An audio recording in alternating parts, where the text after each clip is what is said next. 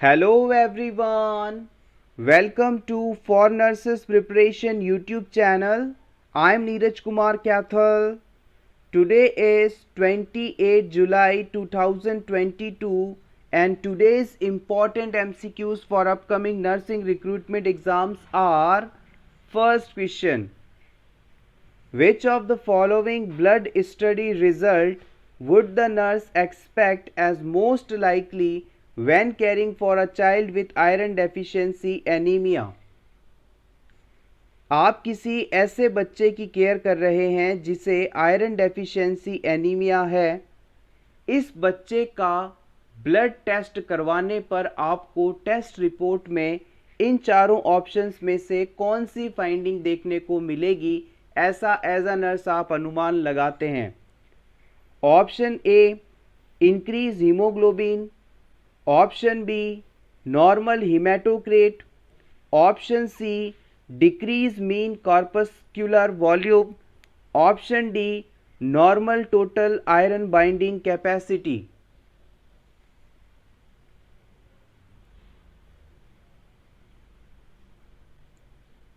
The right answer is option C. It is decrease mean corpuscular volume. अगर किसी बच्चे को, किसी पर्सन को एनीमिया होता है तो उसकी बॉडी के अंदर हीमोग्लोबिन और आरबीसी की कमी हो जाती है। अगर हीमोग्लोबिन कम है तो यहाँ रिपोर्ट में आपको कभी भी इंक्रीज लेवल देखने को नहीं मिलेगा। आरबीसी की मात्रा घट रही है तो नॉर्मल आरबीसी काउंट आपको यहाँ देखने को नहीं मिलेगा।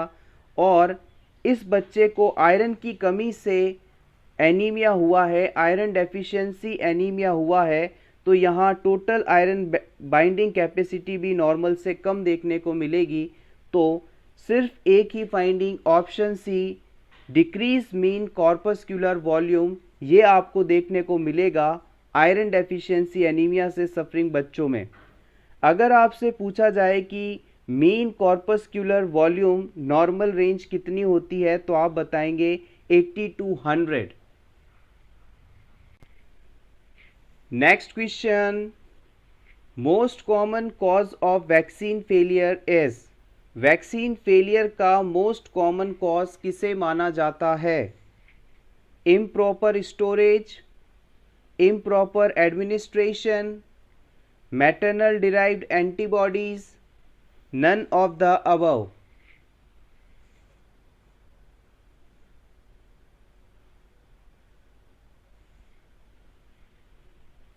The right answer is option C, maternal derived antibodies. Vaccine क्या है?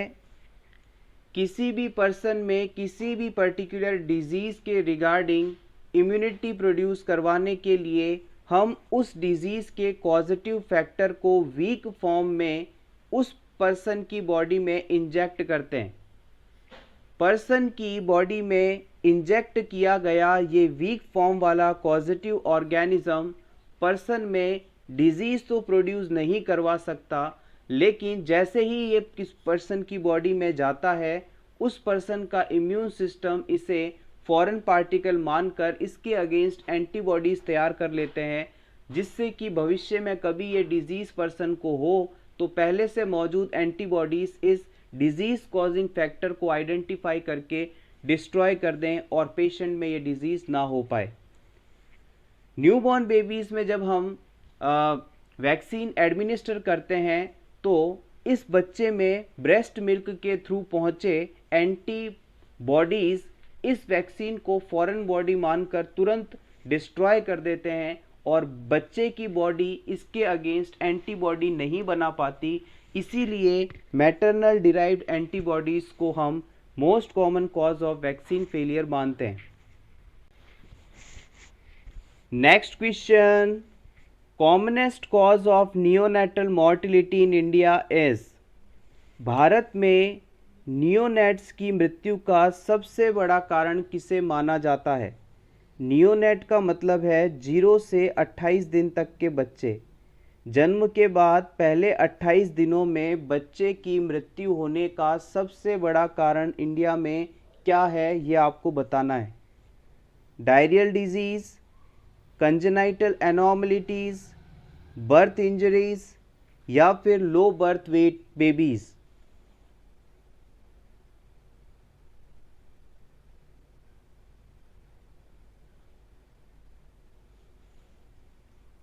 The right answer is option D, low birth weight babies. आइए इस क्वेश्चन के रैशनल को जान लें। एग्ज़ाम में 3 तरह से आपको यहाँ से क्वेश्चंस पूछे जा सकते हैं। आप चाहें तो इसका स्क्रीनशॉट ले लें आपके रिवीजन के लिए। अगर आपसे पूछ लिया जाए कि नियोनेटल पीरियड में इंडिया में बच्चों की मृत्यु का सबसे बड़ा कारण क्या है, तो आप बताएंगे प्री टर्म बर्थ। यानी अगर बच्चे का जन्म 37 सप्ताह की प्रेगनेंसी कंप्लीट होने से पहले हो जाता है तो ऐसे बच्चे प्री मैच्योर बच्चे होते हैं, और इन बच्चों में जो बॉडी वेट होता है वो नॉर्मल से काफ़ी कम होता है। साथ ही साथ इन बच्चों के जो बॉडी पार्ट्स होते हैं, बॉडी ऑर्गन्स होते हैं, वो पूरी तरह से मैच्योर नहीं होते, जिसकी वजह से इन बच्चों के सर्वाइवल के चांस काफ़ी कम होते हैं और इनकी लगभग डेथ होना निश्चित मानी जाती है। इसके बाद इस नियोनेटल पीरियड जिसे आपने 28 दिन का माना था, इसे हम 2 पार्ट्स में डिवाइड कर सकते हैं। पहला है अर्ली नियोनेटल पीरियड और दूसरा है late neonatal period. Early neonatal period का मतलब है जन्म से लेकर 7 दिन तक का समय, और लेट नियोनेटल पीरियड का मतलब है 8 दिन से लेकर 28 दिनों तक का समय। अगर आपसे पूछ लिया जाए कि जन्म के बाद पहले 7 दिनों में बच्चे की मृत्यु का सबसे बड़ा कारण क्या है भारत और विश्व में, तो आप बताएंगे प्री मैच्योरिटी और कंजेनाइटल एबनॉर्मलिटीज़। यानी बच्चा यदि प्री मैच्योर बर्थ हुई है और बच्चे में कोई कंजेनाइटल एबनॉर्मलिटी है तो उसकी मृत्यु के ये दोनों बड़े कारण माने जाएंगे अर्ली नियोनेटल पीरियड में। लेट नियोनेटल पीरियड यानी 8 से 28 दिन के दौरान इन्फेक्शन को हम मॉर्टिलिटी का, मृत्यु का बड़ा कारण मानते हैं। इन्फेक्शन डायरिया हो सकता है और टिटनेस हो सकता है। Take screenshot for your revision. Next question, which one is the most abundant anion in extracellular fluid? Extra fluid में सबसे ज़्यादा पाया जाने वाला एनायन कौन सा है? सोडियम, पोटेशियम, बाइकार्बोनेट या फिर क्लोराइड?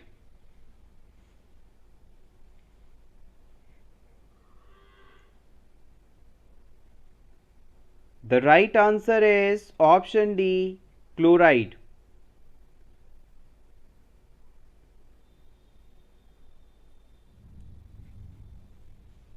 सबसे पहले हम बात करेंगे एक्स्ट्रा सेल्यूलर फ्लूइड क्या होता है।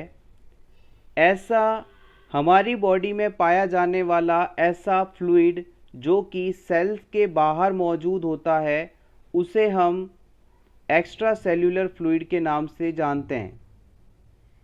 इस एक्स्ट्रा सेल्यूलर फ्लूइड में सबसे ज़्यादा पाया जाने वाला एनायन यदि आपसे कोई पूछे तो आप बताएंगे क्लोराइड। और अगर कैशन पूछा जाए सबसे ज़्यादा पाया जाने वाला तो आप बताएंगे सोडियम। इसे आप इस प्रकार से याद रखें, सोडियम Na, क्लोराइड Cl-, और जो हम घरों में साल्ट यूज़ करते हैं उसे NaCl कहते हैं, सोडियम क्लोराइड कहते हैं। तो सोडियम तो है मेजर कैशन और क्लोराइड है मेजर एनाइन, जो कि सेल से बाहर यानी कि एक्स्ट्रा सेल्यूलर फ्लूइड में सबसे ज़्यादा पाए जाते हैं। आप चाहें तो इसका स्क्रीनशॉट ले लें। नेक्स्ट हम बात करते हैं इंट्रा सेल्यूलर फ्लूइड में सबसे ज़्यादा पाए जाने वाले एनाइन और कैशन की। इंट्रा सेल्यूलर फ्लूइड का मतलब है सेल के अंदर पाया जाने वाला फ्लूइड। किसी कोशिका या सेल के अंदर पाया जाने वाला फ्लूइड इंट्रासेल्यूलर फ्लूइड कहलाता है। और इस फ्लूइड के अंदर अगर आपसे पूछा जाए कि सबसे ज़्यादा पाया जाने वाला एनाइन कौन सा है तो आप बताएंगे फॉस्फेट यानी PO4-। और अगर आपसे पूछ लिया जाए कि मेजर कैशन कौन सा है तो आप बताएंगे पोटेशियम यानी K+। पोटेशियम और फॉस्फेट मेजर कैशन और एनाइन हैं जो कि इंट्रासेल्युलर फ्लूइड में सबसे ज़्यादा पाए जाते हैं। Next question, if the highest temperature is recorded in the morning and lowest temperature is recorded in the evening, this kind of fever is known as। अगर किसी पेशेंट में मॉर्निंग के अंदर हाई बॉडी टेम्परेचर देखने को मिलता है as compare to the evening, तो इस प्रकार के फीवर को आप क्या कहेंगे? Inverse fever, lysis, crisis, remittent fever.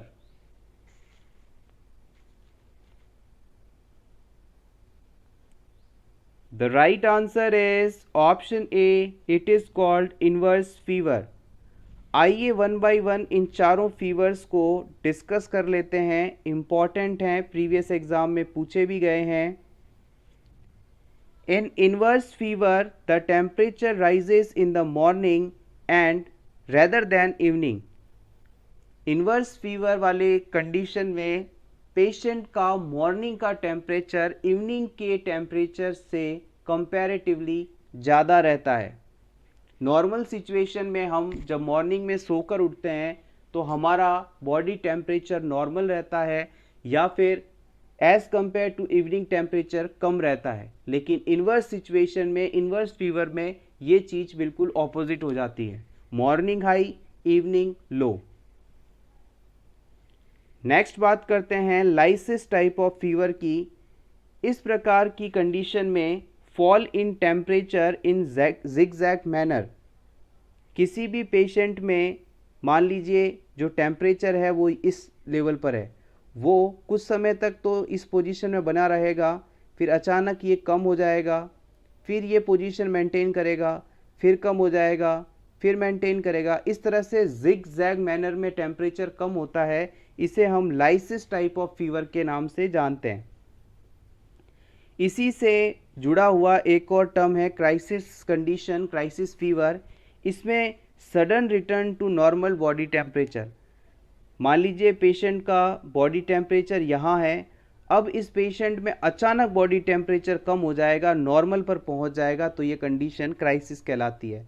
Lysis में क्या था, बॉडी टेम्परेचर यहाँ था, कुछ समय रहा, फिर कम हुआ, फिर मेंटेन रहा, फिर कम हुआ, फिर मेंटेन रहा, फिर कम हुआ, फिर मेंटेन रहा, और फिर जाकर स्टेबल या नॉर्मल तक पहुंचता है। जिगजैग मैनर में अगर टेम्परेचर कम है तो ये कंडीशन लाइसिस फीवर है, और क्राइसिस यानी अचानक अगर बॉडी का टेम्परेचर हाई से नॉर्मल हो जाए तो ये कंडीशन क्राइसिस कहलाती है।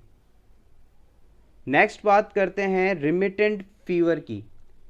Fever pattern in which temperature varies during each 24 hours period but never reaches to the normal। Remittent fever के अंदर पेशेंट का बॉडी टेम्परेचर कभी कम होगा, कभी ज़्यादा होगा, कभी कम होगा, कभी ज़्यादा होगा, लेकिन कभी भी ये नॉर्मल लेवल को टच नहीं करेगा। यही कंडीशन रिमिटेंट फीवर कहलाती है। Next question, which part of brain controls and integrate activities of autonomic nervous system। Brain के उस पार्ट का आपको नाम बताना है जो कि ऑटोनॉमिक नर्वस सिस्टम की एक्टिविटीज़ को कंट्रोल करता है और अदर बॉडी पार्ट्स के साथ कोऑर्डिनेट करता है। Mid brain, thalamus, hypothalamus, epithalamus.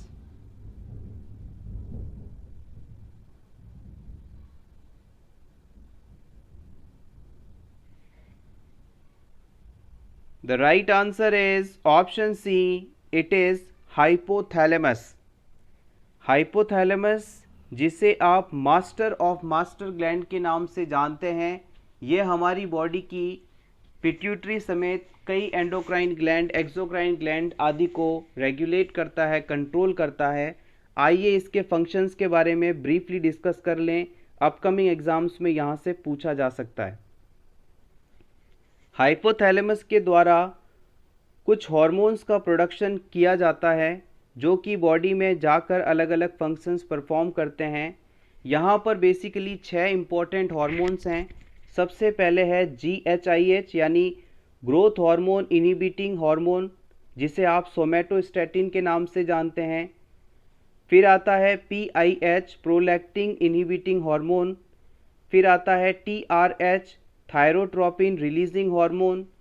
फिर आता है CRH corticotropin releasing hormone. Next है GHRH growth hormone releasing hormone. GnRH gonadotropin releasing hormone. आप चाहें तो इसका स्क्रीनशॉट ले लें। नेक्स्ट हम बात करते हैं temperature heat regulation. Hypothalamus temperature regulation का भी काम करता है। It is a temperature regulatory organ, control of activities of autonomic nervous system. ये ऑटोनॉमिक नर्वस सिस्टम की एक्टिविटीज़ को कंट्रोल करता है। Regulation of eating and drinking by feeding and thirst centre, ये हमारे खाने पीने की आदतों को रेगुलेट करता है बिकॉज हाइपोथैलेमस के पास ही थ्रस्ट और फीड कंट्रोल सेंटर्स होते हैं। Regulation of emotional and behavioural pattern together with limbic system. Limbic system also called emotional apparatus और इमोशनल ब्रेन। हमारे ब्रेन के जो लिम्बिक सिस्टम है जिसके द्वारा हमारे इमोशंस और हमारे बिहेवियर को कंट्रोल किया जाता है, इसे भी हाइपोथैलेमस ही रेगुलेट करता है। Next question, a 40 years old male patient complaining of chronic progressive mental deterioration is admitted to unit. The nurse recognized that these characteristics indicate the disease that result in degeneration of the basal ganglia and cerebral cortex. The disease is called. एक 40 साल का male patient hospital में chronic progressive mental deterioration की complain के साथ admit हुआ है। Patient के मेंटल फंक्शंस अल्टर्ड हैं। इस कंडीशन के साथ पेशेंट एडमिट हुआ है और इस पेशेंट में बेसल गैंग्लिया और सेरिब्रल कॉर्टेक्स डीजेनरेट हो रहा है। इन्वेस्टिगेशन के बाद हमें ये पता चलता है। आपको अब इस कंडीशन का नाम बताना है जिसमें बेसल गैंग्लिया और सेरिब्रल कॉर्टेक्स डीजेनरेट हो जाते हैं, डिस्ट्रॉय हो जाते हैं, डैमेज हो जाते हैं। आपके ऑप्शंस हैं option A multiple sclerosis, myasthenia gravis, Huntington's disease, Guillain Barre syndrome.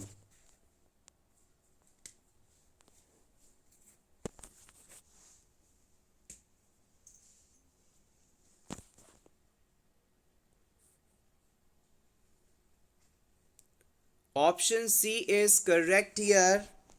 It is called Huntington's disease. अगर किसी क्लाइंट में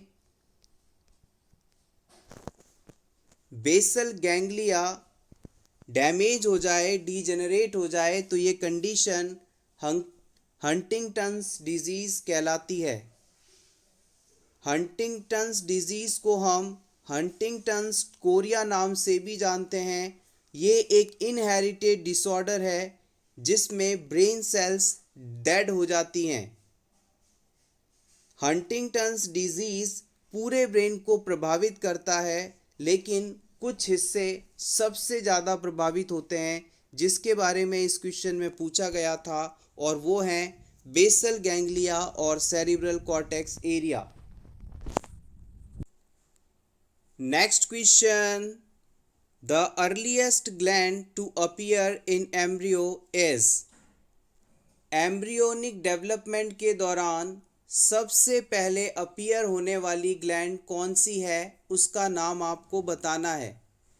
pituitary, thyroid, adrenal, ovary.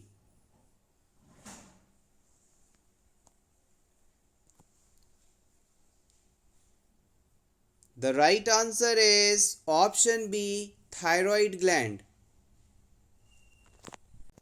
Next question. The urinary bladder किस शेप का ऑर्गन है ये आपको बताना है. पियर shape, Oval shape, spherical shape, bean shape. Option A is correct. Urinary bladder peer shape organ है, यानी जो नाशपाती फल आता है उसके आकार का ऑर्गन होता है ये urinary bladder. Bean shaped organ यदि आपसे पूछा जाए तो आप बताएंगे kidney. Kidney is a bean shape organ. Next question. One dioptre the power of a lens. किस लेंस की पावर एक डायोप्टर होगी ये आपको बताना है. ऑप्शन ए, ऐसा लेंस जिसकी फोकल लेंथ 10 मीटर हो. ऑप्शन बी, ऐसा लेंस जिसकी फोकल लेंथ 100 मीटर हो. ऐसा लेंस जिसकी फोकल लेंथ 1 मीटर हो. या फिर focal length 0.01 metre.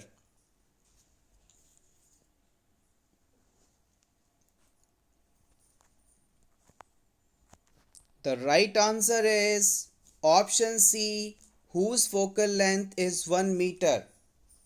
Let's see the rationale. The SI unit of power of lens is diopter. कोई भी लेंस कितनी पावर का है अगर आपको इसे मेजर करना है तो उसके लिए डायोप्टर मेजरिंग यूनिट के रूप में इस्तेमाल किया जाता है. अगर किसी लेंस की फोकल लेंथ 1 मीटर है तो उसका जो पावर होगी वो 1 डायोप्टर होगी. होपफुली आप समझ गए होंगे. किसी भी लेंस की पावर कितनी है इसे मेजर करने के लिए डायोप्टर यूनिट का इस्तेमाल करते हैं. और अगर किसी लेंस की फोकल लेंथ 1 मीटर है, 100 सेंटीमीटर है, तो उसकी पावर 1 डायोप्टर मानी जाती है.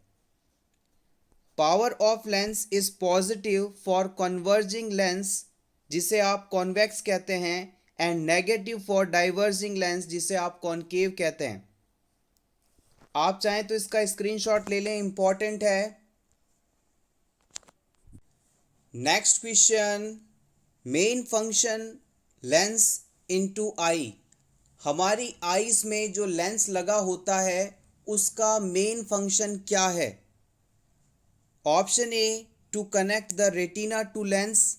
लेंस को रेटिना से कनेक्ट करना. Option B, to connect rods to cones. Rod cells को कॉन सेल्स से कनेक्ट करना.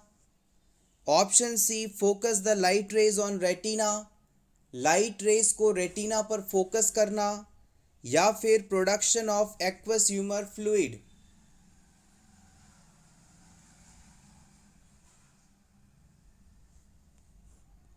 The right answer is option C, focus of light rays on retina. मान लीजिए ये हमारी आई है और आई के पीछे वाला ये हिस्सा रेटिना कहलाता है, जिसे आप हिंदी में आँखों का पर्दा कह सकते हैं. और इस जगह पर हमारा लेंस लगा होता है, आई लेंस. जब लाइट रेज हमारी आँखों में एंटर होती हैं तो इन लाइट रेज को फोकस करके एक जगह पर रेटिना पर पहुंचाया जाता है, और एक जगह पर लाइट रेज को फोकस करने का काम लेंस के द्वारा किया जाता है. Next question. What is the function of tear gland. Tear gland का क्या फंक्शन होता है. Moisten the cornea, destroy microbes to some extent. Option A and B both, none of the above.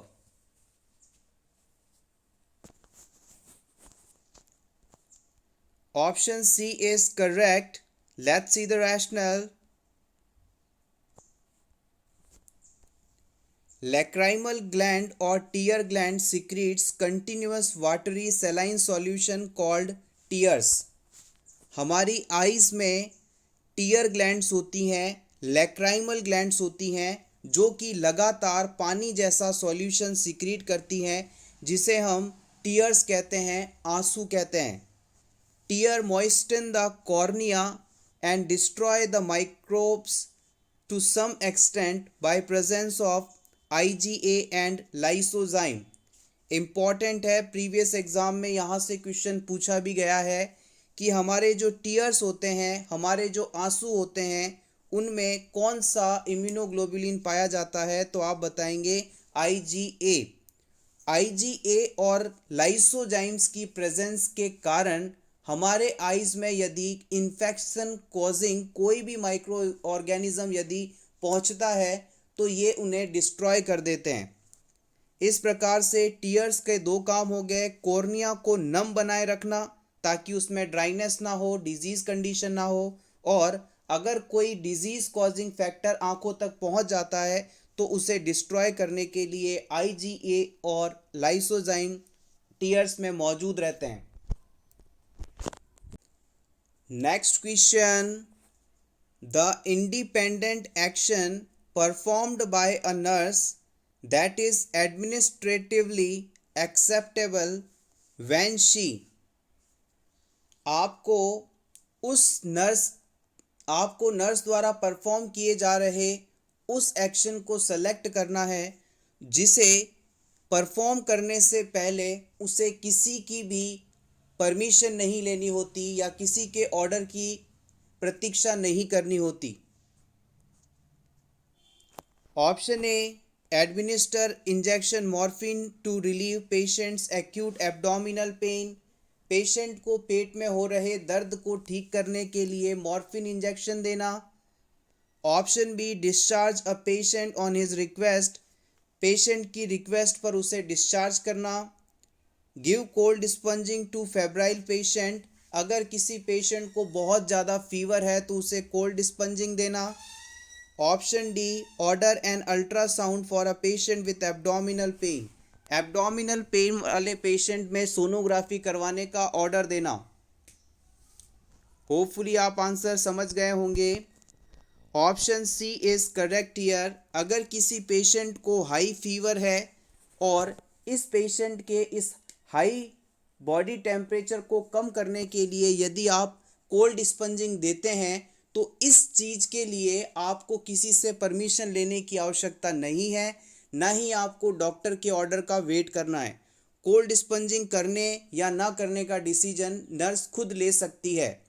इसके अलावा मॉर्फिन देना, पेशेंट को discharge करना और सोनोग्राफी करवाने का ऑर्डर डॉक्टर द्वारा दिया जाता है, ये नर्सेस के अधिकार क्षेत्र में नहीं है।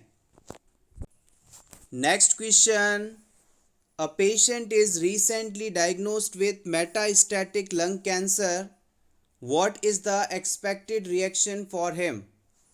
अगर किसी पेशेंट को अचानक ये पता चले कि उसे लंग कैंसर है और ये कैंसर उसके बॉडी पार्ट्स, दूसरे बॉडी पार्ट्स तक भी फैल गया है, तो उसके द्वारा इस सिचुएशन में कौन सा रिएक्शन शो किया जाएगा। Denial, anger, depression, acceptance. The right answer is option A, denial. यहाँ पर ये क्वेश्चन कुबलर रॉस की ग्रीफ थ्योरी से लिया गया है। कुबलर रॉस ने स्टेजेस ऑफ ग्रीफ को 5 तरीके से 5 स्टेप्स में क्लासीफाई किया है। इसके अनुसार जब भी किसी पर्सन को कोई ऐसी चीज़ पता चलती है जिससे उसे बड़ा लॉस होने वाला है तो सबसे पहले वो सिचुएशन को डिनाई करता है। इस क्वेश्चन के अनुसार यदि समझें तो पेशेंट को आपने टेस्ट करके बताया कि उसे कैंसर है तो पेशेंट सुनते ही ये कहेगा आपकी रिपोर्ट गलत है, मुझे कैंसर नहीं हो सकता। ये फर्स्ट स्टेज है, इसे हम डिनाइल कहेंगे। सेकंड स्टेज आने पर पेशेंट में एंगर देखने को मिलेगा, गुस्सा देखने को मिलेगा।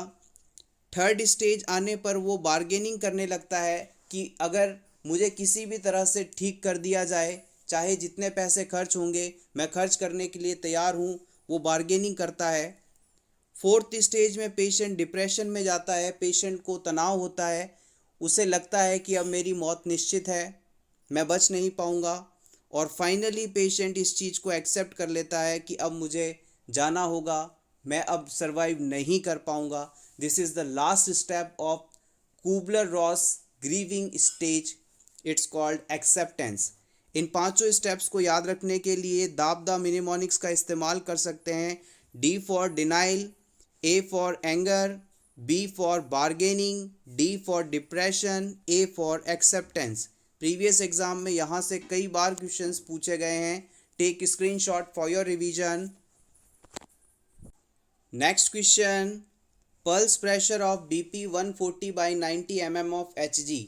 आपको सिंपली उस पेशेंट में पल्स प्रेशर कैलकुलेट करना है जिसका बीपी 140/90 हो। Calculate fast and put your answers into the comment section.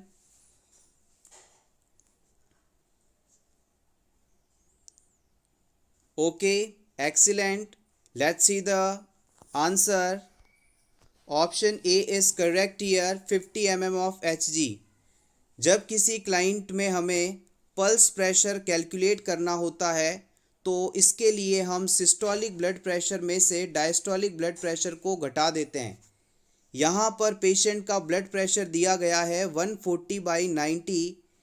इस वैल्यू में जो अपर बीपी है 140, इसे हम सिस्टोलिक ब्लड प्रेशर कहेंगे, और नीचे वाले बीपी को जो कि 90 है इसे हम डायस्टोलिक बीपी कहेंगे। और 140 में से 90 जब घटाया जाएगा, माइनस किया जाएगा, तो आने वाली वैल्यू आएगी 50 mm of Hg and this is the answer. PP equals SBP minus DBP। PP equals SBP minus DBP। Next question, normal portal Venus pressure is. Normal portal Venus pressure कितना होता है? 5 से 10, 10 से 15, 15 से 20, 20 से 25 mm of Hg।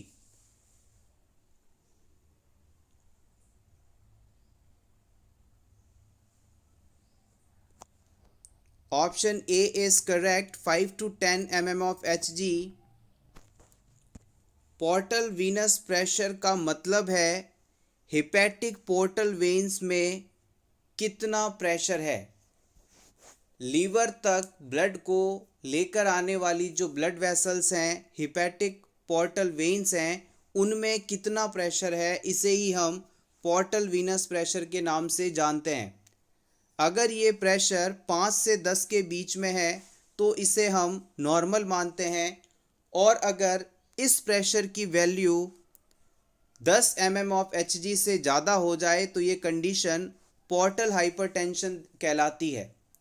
Portal hypertension होने पर patient के ईसोफेगस और अपर स्टमक एरिया की ब्लड वेसल्स रप्चर हो जाती हैं और पेशेंट में हेमेटेमेसिस कंडीशन देखने को मिलती है, यानी वॉमिटस के साथ ब्लड निकलता है। Next question, to calculate the cardiac output heart rate is multiplied with.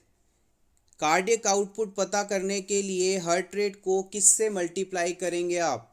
Stroke volume से, सिस्टमिक आर्टेरियल प्रेशर से, पल्मोनरी आर्टेरियल प्रेशर से, या सर्कुलेटरी वॉल्यूम से?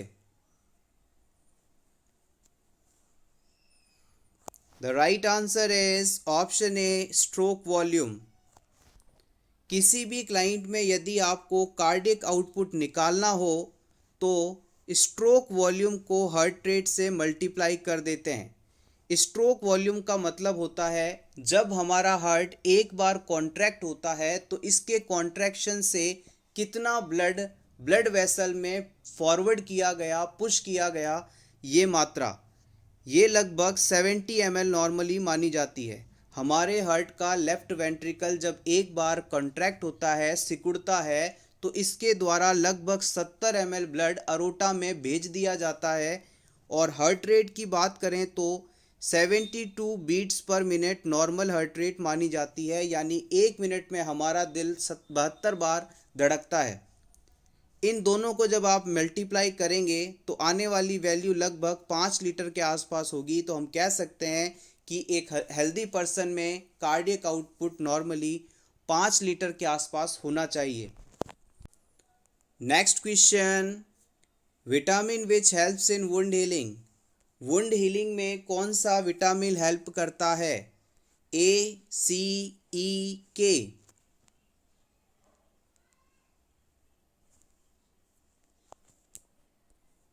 The right answer is option B, vitamin C. जिन patients में कोई बड़ी surgery होती है या कोई बड़ा घाव होता है तो उसे भरने के लिए हम विटामिन सी एडिशनली देते हैं। विटामिन सी को आप एस्कॉर्बिक एसिड के नाम से जानते हैं और ये वुंड हीलिंग के लिए इम्पॉर्टेंट है। विटामिन ई के बारे में भी कई बार पूछ लिया जाता है। इसे हम एंटी स्टेरिलिटी विटामिन के नाम से जानते हैं, इम्पॉर्टेंट है। Next question, largest immunoglobulin is. इन चारों में से कौन सा सबसे बड़ा इम्यूनोग्लोबुलिन है? IgG, IgA, IgM, IgE.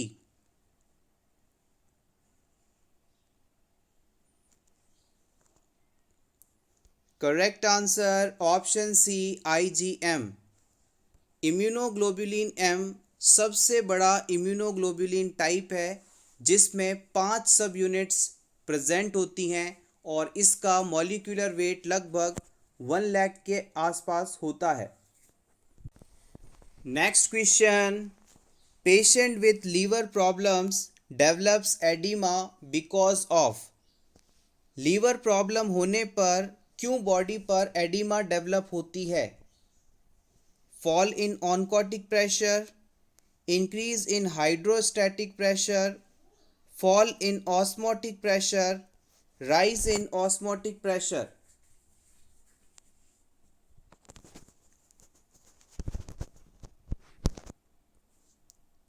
The right answer is option A, fall in oncotic pressure.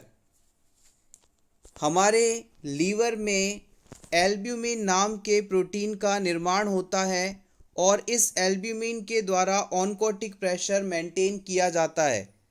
Jin patient में लीवर प्रॉब्लम्स होती हैं उनमें एल्ब्यूमिन का पर्याप्त मात्रा में निर्माण नहीं हो पाता और एल्ब्यूमिन के पर्याप्त मात्रा में ना होने से ऑनकोटिक प्रेशर भी डिस्टर्ब हो जाता है और ऑनकोटिक प्रेशर में डिस्टर्बेंस आते ही ब्लड वेसल्स का सारा फ्लूइड टिश्यू की तरफ शिफ्ट होने लगता है और पर्सन की बॉडी में एडिमा डेवलप हो जाती है। एल्ब्यूमिन प्लाज्मा में सबसे ज़्यादा पाया जाने वाला प्रोटीन है और ये आकार में सबसे छोटा भी होता है। Next question, the cause of gastric cancer is. इन सभी में से गैस्ट्रिक कैंसर का कारण क्या हो सकता है? H pylori, acidic nature, less peristalsis, activity daily living.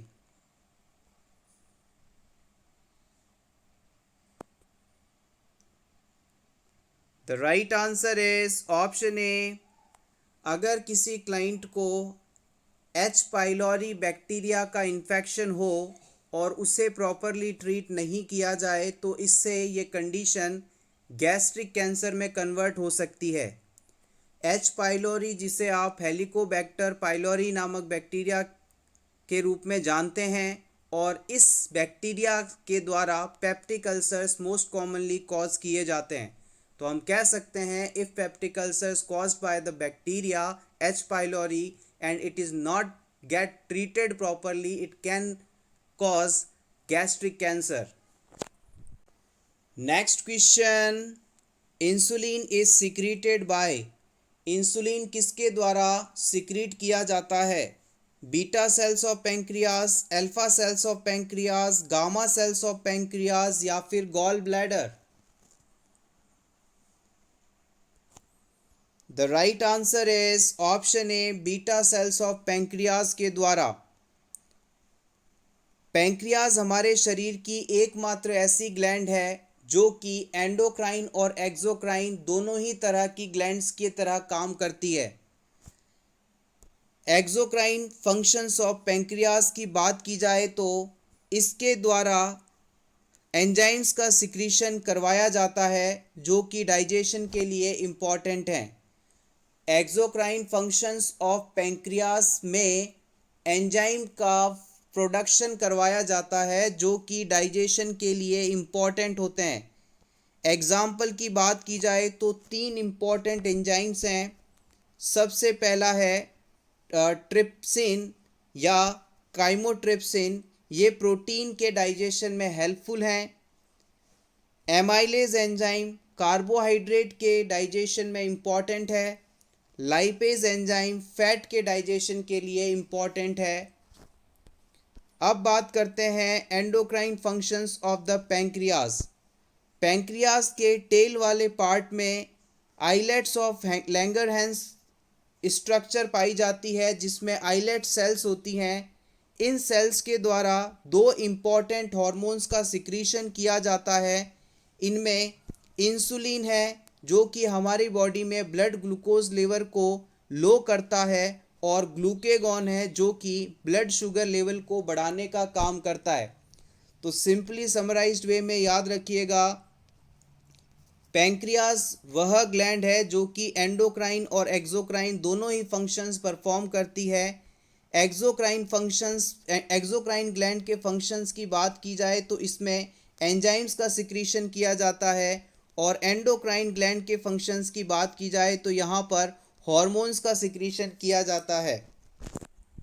Next question, which symptom is not shown by the patient with anxiety.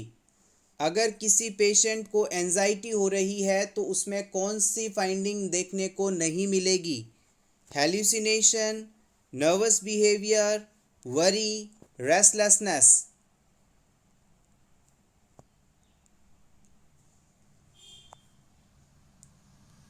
The right answer is option A, hallucination. अगर कोई पर्सन एंजियस है, anxiety में है, तो वो nervous feel करेगा, worried होगा, चिंतित होगा, रेस्टलेस होगा यानी बेचैन होगा। ये सभी कैरेक्टरिस्टिक्स आपको एंजाइटी के दौरान देखने को मिलेंगे। Next question, position given to mother for caesarean section. Caesarean section के दौरान मदर को कौन सी पोजीशन दी जाती है? Supine position with pillow under hip, semi forward position, prone position या फिर lateral position.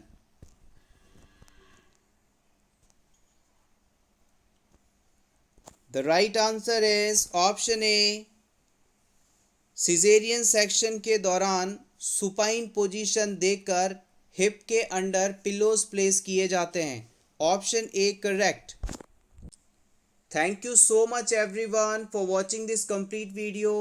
Best of luck.